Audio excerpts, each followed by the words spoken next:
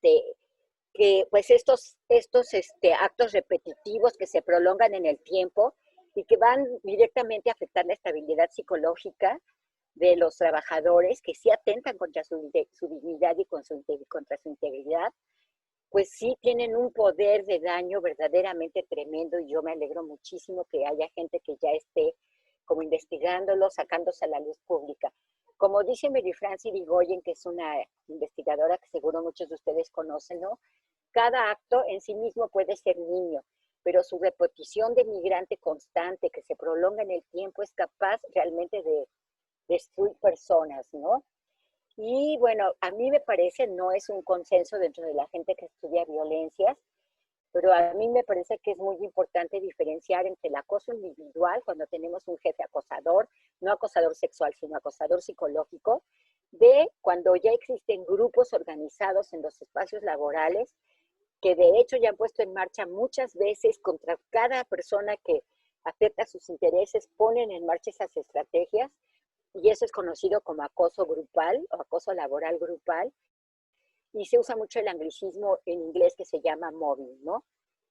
Yo no, es lo que más he estudiado porque, pues bueno, es lo que considero que hace muchísimo más daño en los espacios laborales. Y también quisiera enfatizar que cuando uno ya encuentra grupos organizados en una empresa, en una universidad, en cualquier organización, hasta en organizaciones de la sociedad civil, cuando ya encuentra grupos que practican el mobbing, también significa que ya se trata de una organización tóxica. Ya algo urgente hay que hacer porque verdaderamente está contaminada de malas prácticas. Y el mobbing, como dice otro investigador canadiense, que bueno, de veras es una persona pues de primera, dice, toda violencia tiene capacidad de daño, ¿no? Pero el acoso grupal realmente puede acabar con la gente, acabar con carreras brillantes, con matrimonios, con trayectorias laborales ascendentes, por supuesto con la salud, puede incapacitar a la gente de trabajar de por vida, puede desarrollar el síndrome de estrés postraumático que se equipara a cuando uno ha estado secuestrado o ha estado en una guerra, o sea, es realmente intenso cuando toda tu organización se te viene encima y sobre todo de manera injusta. Otro investigador dice que se trata de verdaderos ritos de degradación que se prolongan en el tiempo y que son recurrentes, que someten a la gente a una tortura emocional, porque tú llegas a tu trabajo, sabes que te va a ocurrir un ataque, pero nunca sabes cuándo, por quién ni cómo. Entonces se genera un estado de vigilancia que también es bastante dañino, ¿no? Bueno, como dice Hans Lehmann y se refiere justamente al móvil, dice al referirse a él que el lugar de trabajo es el único espacio donde alguien puede matar a otro sin correr el riesgo de acabar en los tribunales.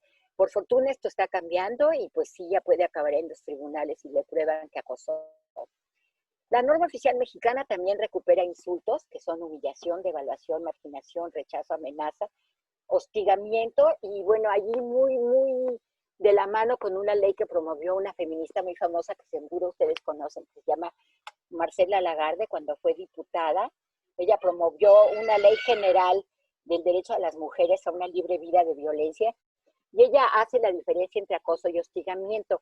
Y hostigamiento lo circunscribe a cuando hay relaciones de poder, por ejemplo, de un jefe a una secretaria, de un profesor a una alumna. Entonces, pero es bueno, es lo mismo, es acoso, pero hace esta diferencia a ella, ¿no? Es el ejercicio del poder en un nexo de subordinación, y es el abuso de ese poder para maltratar o para acosar sexualmente o para denigrar, por ejemplo, regañando en público, ¿no? La norma también recupera malos tratos como burlas, humillaciones, ridiculizaciones. La norma, sin embargo, precisamente por esta ley no recupera el acoso sexual, porque pues, la ley dice ya está normado. En realidad, en otros contextos debe de incluirse el acoso sexual como parte de las violencias que ocurren en los ámbitos de trabajo, ¿no? Por supuesto, pues los impactos son muy tremendos y se han estudiado mucho más a nivel de los individuos. Genera depresión, sentimientos de aislamiento, se siente la gente rechazada, se le acaba la autoestima, presenta síndrome de agotamiento, también conocido como burnout, estrés crónico que ya llega a ser muy perjudicial, ¿no? Y diversas afecciones físicas, como por ejemplo fibromialgia, insomnio, pensamientos obsesivos, pero bueno, yo pienso que también se ha estudiado muchísimo menos, pero de verdad que el impacto que este tipo de violencia tiene en las instituciones se debe de estudiar también, porque por ejemplo, cuando ya hay realmente móvil, pues las instituciones también tienen pérdidas y gastan muchísimo tiempo y dinero inclusive, por ejemplo, porque la gente recurrentemente pide licencias para faltar, se pierde capacidad de trabajar, como he leído y he atestiguado, incluso hasta donde yo trabajo, cuando surge un evento muy fuerte, pues uno gran parte de la jornada laboral lo ocupa platicando de la injusticia del evento, de por qué pasó, en vez de ponerse a trabajar, ¿no? Entonces, pues el daño no solo hacia los blancos, la persona que es maltratada, sino hacia toda la cultura de la organización. Y luego, pues no sé, yo soy antropóloga física, como les dijo Steffi, y entonces, pues a mí me parece bastante importante ahora esta relación que se está haciendo entre cómo nosotros funcionamos biológicamente dentro de las estructuras de nuestra sociedad, ¿no? Y bueno, se ha visto, por ejemplo, que hay unas neuronas que se llaman las neuronas espejo, que bueno, esto se ha estudiado más en macacos, pero se ha podido demostrar que existen en los seres humanos. Entonces, ¿por qué se hace ese ambiente tan terrible cuando hay violencia recurrente en nuestro espacio de trabajo, no? Pues porque con estas neuronas nosotros tenemos la capacidad de sentir el sufrimiento del otro, tenemos la capacidad de imitar también, ¿no? Pero entonces se vuelve como esto que nosotros decimos, como el ambiente se corta con cuchillo, como que aunque uno no sea el directamente afectado, realmente todo el mundo que presencia la violencia acaba siendo afectado y acaba pues pasándola mal. Entonces estas neuronas son muy importantes para comprender las acciones de otras personas y para aprender nuevas habilidades, ¿no? Y pues bueno, entonces el daño pues no se circunscribe solamente, como les decía, a la persona a la cual se le dirige la violencia, sino todos sus compañeros, el entorno y la organización pierden, ¿no? Bueno, como antropóloga, pues para mí la violencia, yo sí quisiera enfatizar, es histórica y también es contextual. Por ejemplo, a los niños a principios del siglo pasado era socialmente aceptable reprenderlos golpeándolos, inclusive en las escuelas. Hoy es una conducta inaceptable, ¿no? Y también es contextual porque, bueno, cada persona que llega a una organización, pues se encuentra ya una dinámica echada a andar, donde ya hubo permisos tácitos de qué se permite y qué no se permite, ¿no? Pero bueno, a mí por eso mismo me parece que yo estoy absolutamente convencida de que es la violencia en los espacios, en todos lados, pero en los espacios laborales, es una violencia multidimensional, muy compleja, donde todo el mundo tiene que entrarle, psicólogos, abogados, está muy bien que haya protocolos, que haya videos, que haya sesiones de terapia, etcétera, ¿no? Yo me posiciono como antropóloga, donde, bueno, yo digo que el énfasis sí debe estar en la prevención y que sí debería existir los protocolos, pero si se fijan, los protocolos se aplican cuando el daño ya está hecho y ya hay una queja formal, y donde ya toda esta relación biología humana-sociedad pues ya ocurrió el proceso, que yo creo que es lo que se debe de evitar, ¿no? Por ejemplo, ahora se habla mucho también de que nosotros literalmente corporalizamos la sociedad en la que vivimos, se mete dentro de nuestra piel, ¿no? Se mete sobre todo a través de nuestros sentimientos y de nuestros pensamientos, que ya los neurocientíficos dicen que en realidad están interconectados, sentimos y pensamos a la vez. Y estos pensamientos y sentimientos realmente a través de múltiples mecanismos que obviamente no me va a dar tiempo de ver aquí, pero entonces quisiera mencionar que se llama incluso biología situada, o sea, qué pasa en mi biología, qué biología tengo dependiendo del contexto en el que estoy, ¿no? Entonces, pues si yo tengo sentimientos de angustia, estrés crónico, vivo pensando que vivo con estos sentimientos de aislamiento, de agresión, de injusticia, que se generan cuando hay violencia y que a través de las neuronas espejo les decía, todo mundo compartimos en cierta forma, aunque en diferente intensidad, este malestar, pues ¿qué pasa? Que se disminuye la velocidad de reproducción celular, se afecta negativamente nuestra respuesta inmune y bueno, pues entonces hay bastantes autores, por ejemplo, Bruce Lipton tiene un libro que se llama la biología de la creencia, donde justamente plantea cómo todo nuestro sistema hormonal cambia cuando nosotros tenemos pensamientos negativos y entonces toda nuestra fisiología se vuelve, entonces por eso le llama la biología de la creencia, lo que creemos va a afectar a nuestra biología, ¿no? Y entonces, pues bueno, este proceso es el que yo creo que no haya sufrimiento psíquico en los trabajadores por las malas experiencias que luego se van a corporalizar a través de procesos neuroendocrinos, cardiovasculares, metabólicos e inmunológicos. Siento que es súper importante que nosotros tengamos estrategias de evitación de todo esto, ¿no? ¿Y cómo se hace eso? Pues es complicado, sobre todo en nuestros países, ¿no? Porque América Latina se estructuró con base en violencia, por lo menos a partir de que fuimos conquistados, ¿no?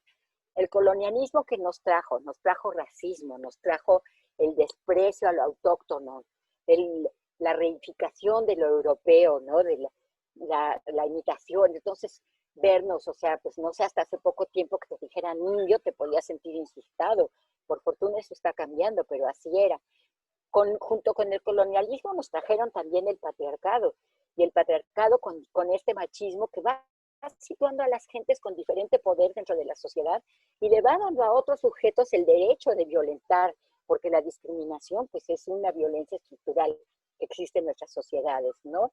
Y por supuesto la desigualdad social, donde claramente pues también se discrimina al llamado pobre ahora a través del Banco Mundial. Se les ha llamado de mil maneras, ¿no? Estos tres ejes son parte de nuestra cultura. Y desde la antropología, la cultura no es cuántos libros he leído, ni si me gusta la música clásica, ni si se habla 4 idiomas, ¿no? Son justamente esas sensaciones emocionales y esos pensamientos y esas formas que yo aprendo cuando nazco y que como me anteceden, pues las absorbo, las hago mías. Cada persona pasa por su proceso personal, dependiendo de una complejidad de dimensiones que son únicos para cada individuo, ¿no? Pero que como cuando abrimos los ojos al mundo, ese orden ya está allí, se nos presenta como natural. Y entonces facilita que normalicemos esta violencia estructural. Facilitamos, y bueno, por fortuna, pues sí también, estas identidades que generamos a través de estas violencias que a mí me gusta llamarles identidades estigmatizadas, justamente, por ejemplo, pues todo lo que se sale de la norma. Se dice mucho contra quién, a quién es quien preferentemente se le violenta, al que es distinto. Y bueno, y al que yo veo inferior, como por ejemplo los pueblos originarios, aunque y ellos son los que luchan pues porque se cambie el mundo y por abandonar esa posición que los oprime. Pero es muy difícil porque las estructuras son muy fuertes. Si no, vea nada más, 500 años después, seguimos pensando pues que los grupos originarios son los pobres de los pobres en nuestros países. O sea, no es fácil remontar ese lugar en que nos pusieron de inicio, ¿no? Entonces, bueno, por si fuera poco, estos tres ejes que nos han acompañado durante 500 años a las poblaciones latinoamericanas, se super profundizaron cuando el mundo se volvió unipolar con la caída del muro de Berlín y cuando se impuso la pesadilla neoliberal, que impactó también nuestras subjetividades. Porque entonces el mundo neoliberal nos vendió la idea, y mucha gente pues sí se la compró, de que el éxito personal se logra a través del esfuerzo. Es decir, la falacia de la meritocracia. No es el lugar que ocupamos en la topología social. No es las condiciones que encontramos para desarrollarnos como individuos. No es que existen grupos que ya tienen todo en contra en el momento de nacer, sino es que no son suficientemente esforzados, ¿no? Este autor cubano que se llama Byung-Chul Han, que seguramente también lo han oído nombrar, pues dice que esta nueva forma de ver el mundo hace que nos autoexplotemos hasta límites que nos llegan a causar la muerte, todo por conseguir poder, prestigio y dinero, que son como los tres ejes con los que nos va a valorar la sociedad, ¿no? Entonces, bueno, en estos contextos neoliberales, los denominados riesgos psicosociales y su impacto negativo en la salud en el mundo del trabajo no tardaron en reconocerse, ¿no? Yo considero que fueron novios porque el neoliberalismo mismo polarizó a la sociedad, intensificó el trabajo Y bueno, pues, ¿qué les puedo decir? Lo hizo flexible, perdimos los trabajadores, prestaciones laborales, hubo el outsourcing, o sea, en realidad el mundo del trabajo se complejizó, pero desde el punto de vista del trabajador, digamos que empeoró. Y nos hace, bueno, esta misma ideología, este mismo pensamiento neoliberal, nos hace ver como si lo inmediato fuera la causa de este empeoramiento de las condiciones en el mundo del trabajo, ¿no? Y entonces se derivan de las deficiencias en el diseño, en la organización y en la gestión del trabajo. Se derivan de un escaso, de que tenemos malos jefes, etcétera, ¿no? Y entonces de cargas de trabajo excesivas, de exigencias contradictorias, de que no hay un buen manual de organización. Y pues bueno, yo considero que todo eso es verdad, pero eso es, ¿qué les puedo decir? La consecuencia de un modelo que tiene puesto en el centro la acumulación de capital y no el bienestar de los trabajadores. Y considero que en ese contexto a nosotros, pues sí, yo no digo que tenemos que entrar por muchos frentes, porque tenemos gente que está afectada hoy por estas condiciones tremendas y que sí está sufriendo. Principio una violencia estructural, por esto que yo les digo de estos tres ejes que hicieron una sociedad, que están allí todavía 500 años después, es violencia estructural cotidiana. Es violencia estructural cotidiana. El machismo, bien, porque las mujeres tenemos que forzarnos el está allí todo el tiempo, pero tenemos que ver, bueno, que cosas inmediatas, porque hay gente en sufrimiento, ¿no? Tenemos que, pues ver cuáles son las causas de la raíz de la violencia y no solo son sus efectos, ¿no? Pero yo, y con esto creo que ya se me está acabando el tiempo, voy a terminar, ¿no? Me parece que, bueno, sin duda tenemos que poner en marcha, pues tenemos que poner en marcha, ahí es que me llegó un letrerito y me distraje un poquito, ¿no? Todas estas estrategias que les dicen todos los manuales.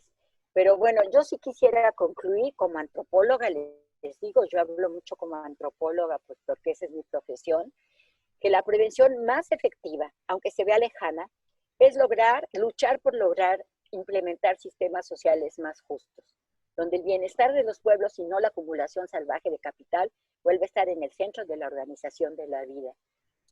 Y pues por supuesto hay que hacer todo lo demás, hay que hacer los protocolos, hay que dar atención psicológica, hay que hacer todo lo demás, pero me parece que de fondo tenemos como que aprender a volver a ser solidarios, tenemos que volver a dejar este asunto de querer ser más importante que los demás, todo este sueño que nos han vendido de que el cambio está el uno y el éxito es personal, y tratar de volver pues a mirar ahí sí como antropóloga a nuestros pueblos originarios, que quizás son los que comparten más un sentido comunitario y una lucha más común en términos de si se salva uno, nos salvamos todos. Como dicen los zapatistas, ¿no? Nuestros esfuerzos deben de centrarse en construir un mundo donde quepamos todos. Muchísimas gracias. Espero no haberme pasado mucho de tiempo. Gracias, Florencia. No, está perfecto. Muchas gracias. Bueno, voy a resumir un poquito lo que ha dicho Florencia, justo igual porque Angélica se está preparando. Bueno, Angélica, perdón, Florencia es antropóloga y pues su lectura y su visión hace que haya un análisis de la violencia y el acoso en el mundo del trabajo desde la estructura, o sea, desde aquellas estructuras que ya nos hablaban, ¿no es cierto? El colonialismo, el capitalismo y el patriarcado, como estructuras que están en nuestras vidas y en nuestro mundo desde hace muchos años, muchísimos años. Y entonces lo que ella dice es pensar en la prevención de la violencia y el acoso en el mundo del trabajo sin pensar estructuralmente es de estar pensando como en cositas que podrían funcionar un poquito, que son parte, por ejemplo, de los protocolos, en el mejor de los casos, de los estados. Sin embargo, no es lo que va a combatir esta problemática. También ella nos señala un concepto muy interesante que es el mobbing y que es justo como esta violencia grupal y todas las consecuencias que la violencia en grupo puede traer. Ella dijo algo muy contundente como que puede acabar con tu vida, lo ha dicho así. Entonces creo que es importante el ejercicio de pensar cuando hemos vivido violencia y acoso en el mundo del trabajo, cómo justamente este hostigamiento, denigración, abuso, de burlas, etcétera, se agudizan o son mucho más terribles cuando son en grupo, ¿no es cierto? Cómo hay estas diferentes alianzas y cómo en las relaciones de poder también se juegan varios elementos que hace que la violencia permee nuestras vidas aún de manera más profunda. Es un concepto muy interesante que sobre todo se ha utilizado en investigaciones en Estados Unidos, por ejemplo, pero que en América Latina y el Caribe también se empieza a hablar desde ese lugar. También finalmente nos ha hablado de la prevención como algo fundamental y creo que ahí es muy importante decir, y bueno, vamos a hablar de eso como un poco las exigencias que se tienen actualmente hacia el Estado ecuatoriano, por ejemplo, pero haber dicho también que es necesario cambiar las estructuras y el relacionamiento y las relaciones de poder que son las que perpetúan y sostienen la violencia y en este caso el acoso en el mundo del trabajo, es fundamental. Entonces, agradecemos la participación de Florencia y ahora nos va a acompañar Angélica Porras. Ella es ecuatoriana, es abogada en libre ejercicio en materia constitucional y laboral. Ha trabajado por los derechos laborales de manera muy cercana a organizaciones sindicales. Muchas gracias, Angélica, por estar aquí y bienvenida. Te doy la palabra. Muchísimas gracias, Steffi, te agradezco mucho, compañeros, compañeras. Bueno, a mí me han pedido que hablemos del acoso laboral. Yo quisiera mencionar algunas cuestiones sobre el tema del acoso laboral. La primera de ellas es que, si bien es cierto, esta figura está entendida en la legislación, o sea, está incorporada a la legislación ecuatoriana, tenemos un problema y el problema es que no está bien definida en el Código del Trabajo y además la prueba es prácticamente imposible. El acoso laboral se define en el Código del Trabajo como una serie de acciones repetidas que vulneran la dignidad de los trabajadores o las trabajadoras en el lugar de trabajo o a propósito del trabajo, es decir, puede ser fuera inclusive del trabajo, pero además con el afán de menoscabar la situación o las condiciones o los derechos laborales de las personas trabajadoras. En primer lugar, esta definición pone el énfasis en que las actividades de acoso sean repetidas, es decir, debe haber varias. En segundo lugar, el Ministerio del Trabajo ha interpretado de manera equivocada lo que es el acoso y considera que la única manera para que intervenga el Ministerio de Trabajo para frenar el acoso es a través de un visto bueno. ¿Qué significa esto? Que prácticamente la persona tendría que estar dispuesta a terminar la relación laboral y pedir una indemnización por el acoso laboral. Lo cual es ilógico porque nadie quiere terminar la relación laboral por una cuestión de acoso. Lo que quiere es que termine el acoso. Otro elemento que es bien importante y en esto se diferencia lo que hace la legislación ecuatoriana en el tema de acoso laboral con respecto al convenio 190 de la OIT es que en el convenio 190 de la OIT basta una acción para que se considere acoso laboral. En cambio, en la legislación ecuatoriana son necesarios varias veces, varios hechos para que sea o se configure el acoso laboral. Entonces, este primer elemento ya nos muestra o nos pone ante una situación compleja que es, primero, que el trabajador o la trabajadora vaya recogiendo a lo largo de su vida laboral pruebas sobre varios hechos que constituyen el acoso laboral. Luego, otra cuestión que está muy relacionada y que el propio Código del Trabajo trae es justamente la cuestión de la discriminación. La definición propia de acoso laboral define o señala o integra la posibilidad de que el acoso laboral sea considerado discriminatorio. Y en esto coincide con el convenio 190 de la OIT, porque el convenio 190 de la OIT introduce directamente el tema de la discriminación como un elemento que se podría, además, el acoso laboral convertirse en una situación de discriminación, lo cual significa una doble protección para el trabajador porque en caso de convertirse en un despido significaría o implicaría una indemnización mayor. Ahora bien, el problema de todo esto es la prueba. Como ustedes saben, la discriminación que puede ser por cualquier razón, entre ellas la más importante, la situación, más bien dicho, la condición de género o de orientación sexual o de edad, incluso de participación sindical, gremial. El problema que tiene esto es que la discriminación no es directa o no suele ser directa, es indirecta. Ya nadie discrimina por escritura, como decimos los abogados, sino que son una serie de acciones que pretenden neutralidad y que el momento en el que,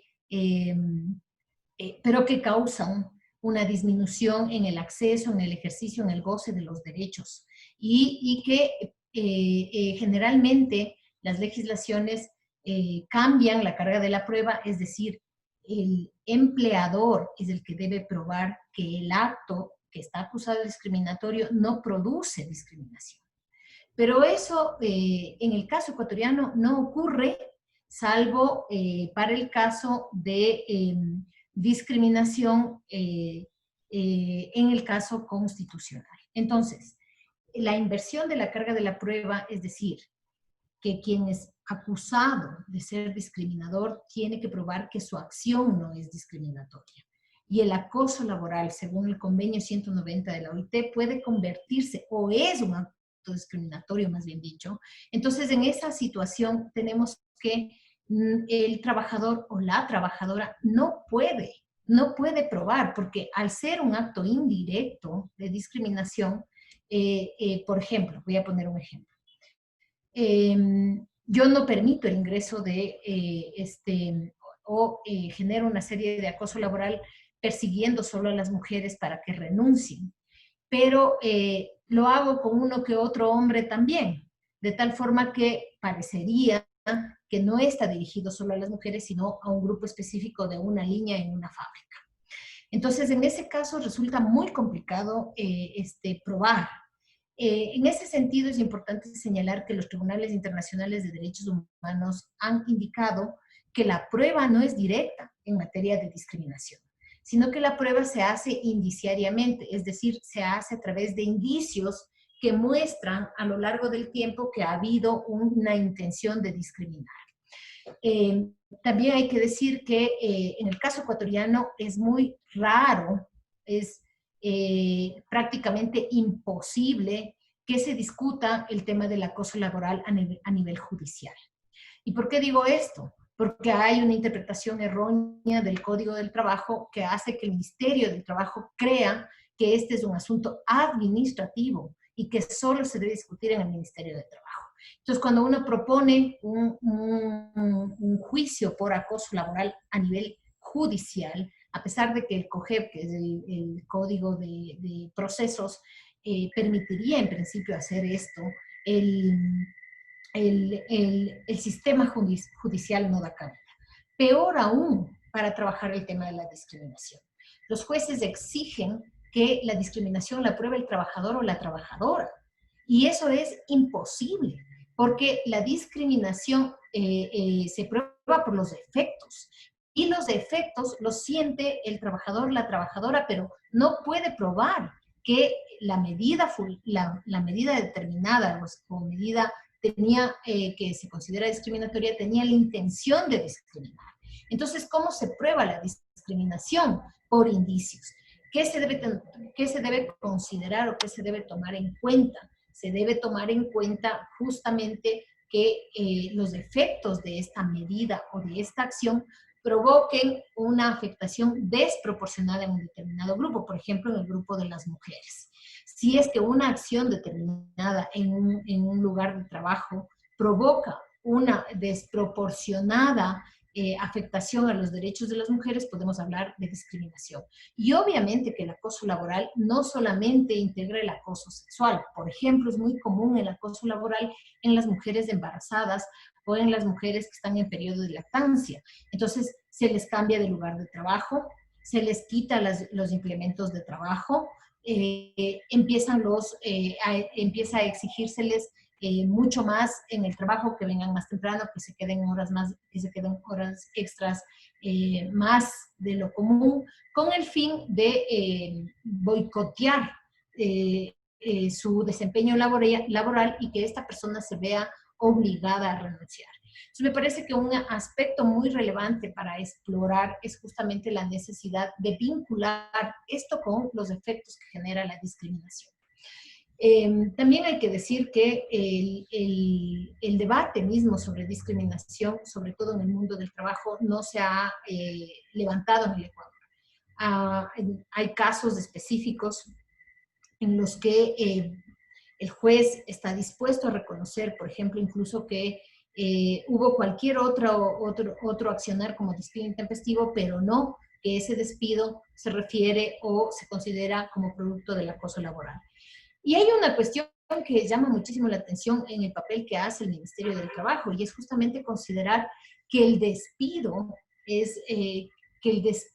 es lo único que realmente prueba la afectación a los derechos laborales. Recordemos que la definición de acoso laboral es estos actos repetidos que buscan menoscabar la condición laboral de la persona que está recibiendo el acoso. Entonces, el Ministerio del Trabajo llega a decir que no le han hecho renunciar, no le han despedido, que la señora sigue trabajando y que eso no configura el acoso laboral. Entonces, los casos de acoso laboral que se pueden ganar en el Ministerio de Trabajo son muy escasos.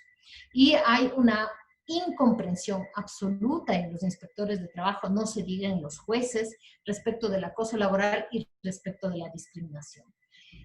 Por otro lado, hay que mencionar que en los propios estados, en los propios lugares de trabajo, no existen reglamentos internos que regulen y que sancionen estos comportamientos, porque recordemos que el acoso laboral, según la legislación ecuatoriana, no solo viene del jefe, sino también que puede venir de los compañeros de trabajo. Y eso es muy común en nuestra sociedad. Entonces, sin embargo, no es un tema, no es un objeto que haya merecido regulación dentro del reglamento de trabajo y peor dentro de los contratos colectivos. Entonces, estamos en una situación en la que en las propias empresas no existe conciencia de que haya acoso laboral. En las autoridades de administración del trabajo tampoco se ha identificado los problemas del acoso laboral, pero además hay una escasa relación. Las autoridades no logran hacer relación entre el acoso laboral y la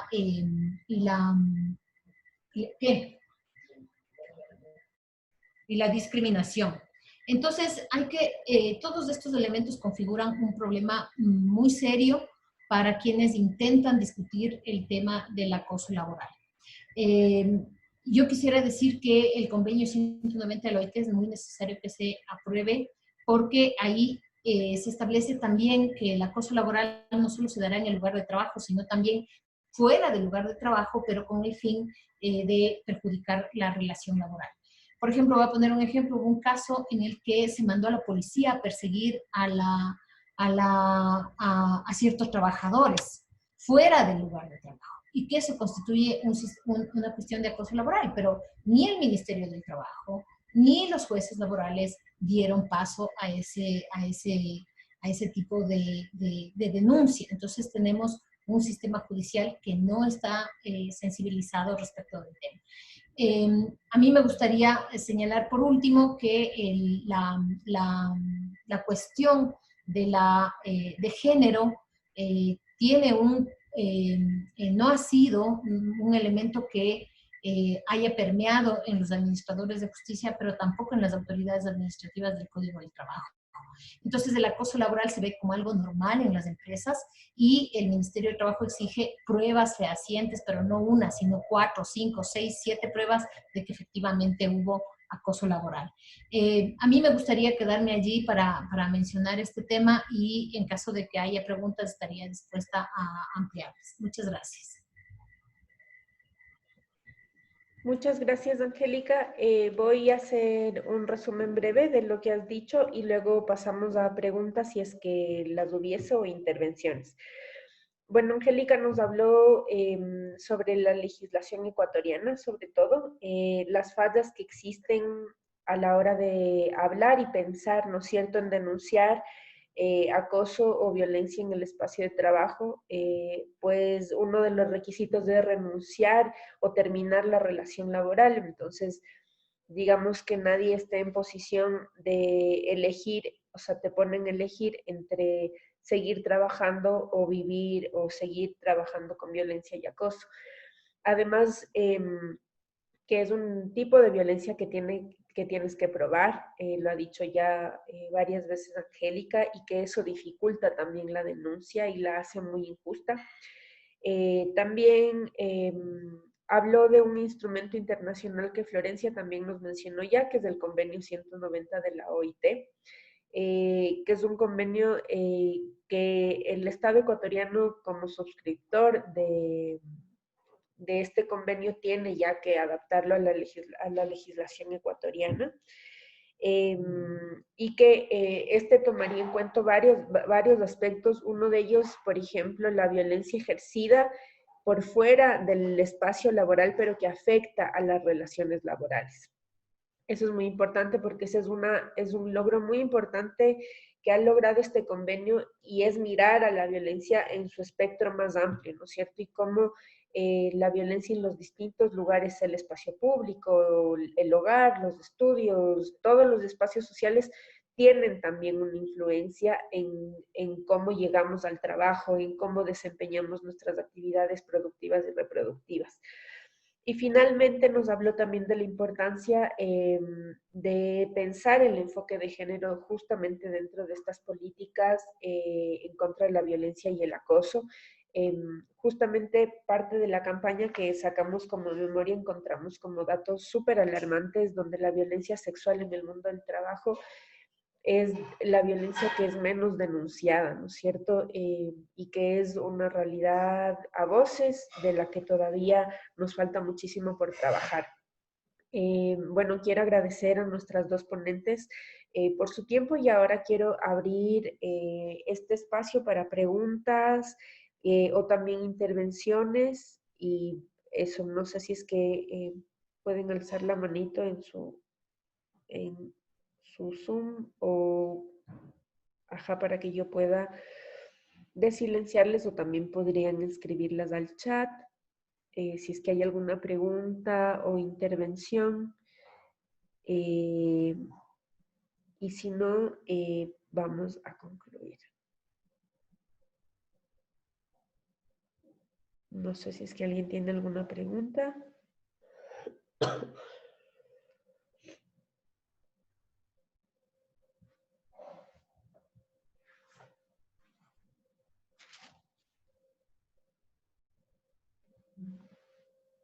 Ok, bueno, entonces vamos a concluir ahí. No quiero cerrar sin antes invitarles a un próximo espacio que va a ser el próximo martes 24 a las 6 de la tarde. Este va a ser un espacio virtual igual por Zoom, y vamos ahí a hablar también sobre violencia y acoso, pero lo vamos a hacer con mujeres de las centrales sindicales. Hay secretarías de la mujer que están haciendo varias cosas en el marco del convenio C190, y mujeres organizadas que dentro de sus organizaciones mixtas están empezando a hablar sobre este tema. Entonces, queríamos como memoria resaltar este esfuerzo y este trabajo social y organizativo. Entonces queremos invitarles de ese espacio y bueno, queremos cerrar también contándoles que estamos haciendo una investigación sobre violencia y acoso desde memoria, y bueno, una de las cosas que podemos también ver como parte de los resultados y que queremos resaltar en este espacio, y es como la exigencia y la importancia de empezar a tener legislaciones que puedan hacerse con los sujetos sociales, ¿no es cierto? O sea, que puedan hacerse con las y los trabajadores, con las organizaciones sindicales, con mujeres, digamos, que también no necesariamente están organizadas en sindicatos, pero sí en asociaciones, por ejemplo, o en otros instrumentos organizativos. También la necesidad de acoger un instrumento que consideramos es muy de avanzada, como el convenio de la OIT 190, que es necesario y es muy importante que el Estado pueda adaptar este convenio a la legislación ecuatoriana, tanto al Código del Trabajo como a la LOSEP de los servidores públicos. Y también hacer un llamado a las organizaciones sindicales a que puedan empezar a pensar este tema y meterlo y exigirlo en sus contratos colectivos. Entendemos que no son solo voluntades, sino que también hay un trabajo político pendiente por hacer ahí. Pero estamos seguras y la investigación nos arroja la importancia y la necesidad que han planteado las y los trabajadores de que esto se puede incluir en sus contratos colectivos como una manera de respaldar sus derechos. Eso les recordamos que pueden siempre visitar nuestras redes sociales. En Facebook estamos como Memoria Ecu y también pueden visitar nuestra página web donde está toda esta información, memoriaecuador.org. Les agradecemos muchísimo por su tiempo, por estar aquí, a Florencia Peña y también a Angélica Porras por compartirnos su conocimiento y su experiencia. Y nada, eso, les esperamos el próximo martes. Muchas gracias por estar aquí. Y también quiero agradecer a Surcuna, una organización igual que lucha por los derechos humanos y que siempre nos ha dado la mano en este camino y en este trabajo. Y también a FOS, Solidaridad Socialista, muchas gracias por todo el apoyo. Eso, buenas noches y que estén muy bien. Muchas Buenas gracias. noches y muchas gracias. Muchas gracias también. Chao, chao. Gracias. Chao.